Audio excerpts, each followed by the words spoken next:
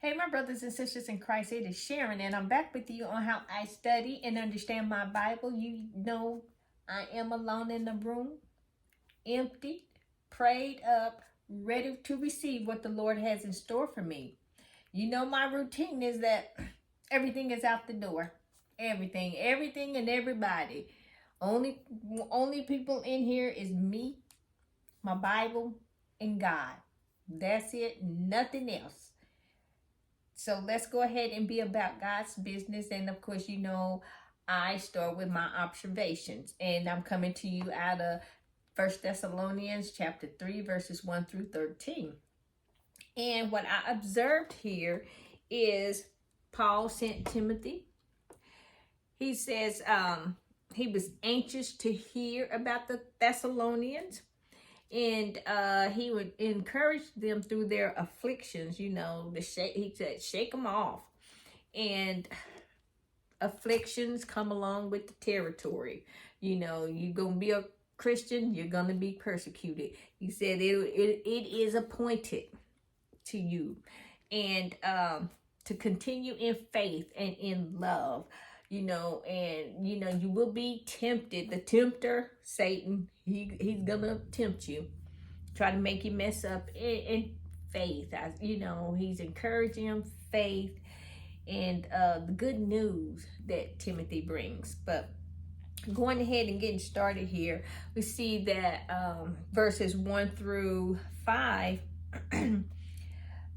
Paul and Silas, they agreed to send Timothy back to Thessalonica to check on him, because Paul was just anxious to hear about him. It's like proud father wanting to check on his children, and so that's what he was doing. And so by the time the letter was written, Timothy had made it back to Paul to give him that good report, give him that good news from Thessalonica. And you know, verses 3 through 5, it was then they were the Thessalonians were established and encouraged, and then they would not be shaken in their afflictions. And to read this verse 3 here, it says that no one should be shaken by these afflictions, that persecutions that they were going through. And for you yourselves know that we are appointed to this. That's just the normal part of Christianity, persecution. And he's skipping on down here to verse 4. For in fact, we told you before when we were with you that we would suffer tribulation just as it happened to you. And so Paul was saying this should be nothing new to you, because I told you, I forewarned you about these things. And in verse 6 through 10 here, yes, 6 through 10, it was Timothy's report, which it says, but now that Timothy has come to us from you and brought us good news to your faith, of your faith and love, and that you always have good remembrance of us. We're greatly desiring to see us, and as we also want to see you.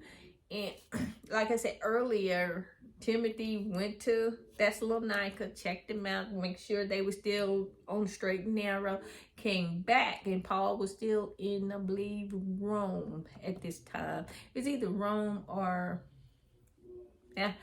forget that. I don't remember where he was.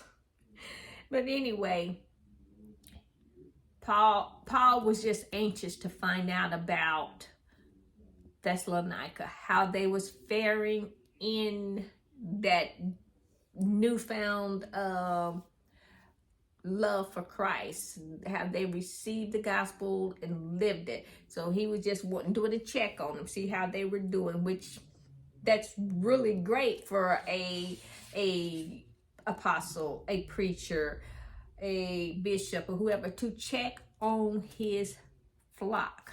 And that's just what Paul was doing here.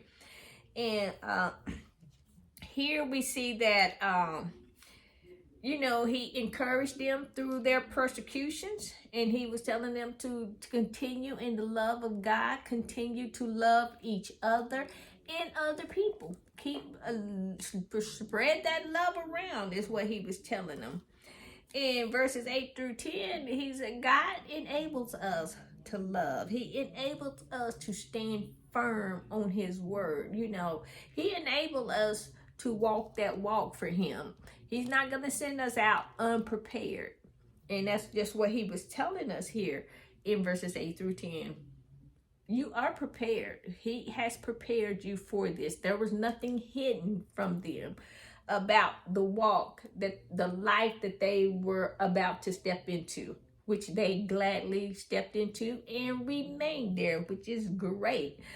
In verses 11 through 13 was Paul's prayer.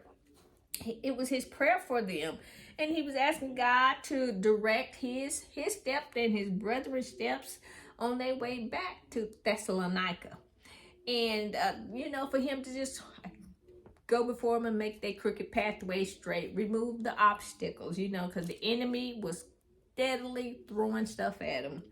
And he prayed that Paul prayed for Thessalonica for God to increase their love for one another, increase their love to reach out past Thessalonica, but you know, go out to other countries and cities and things.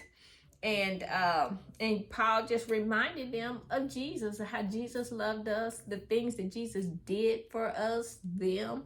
You know, he just reminded them of that. And he encouraged them to be holy in remembering Christ. And that he, you know, that Jesus, you know, remember Christ just if he might be coming right back today. Right back, you know, coming back to get them as he had promised. So he was just saying, remember Christ, remember his promise, remember what he has said.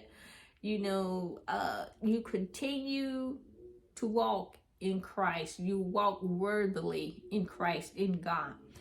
And at the same time, keeping in mind and remembering that promise that he said that he will return for us. He said, if I go away, I shall return for you. I go to prepare a place for you. And where I go, there you may be also.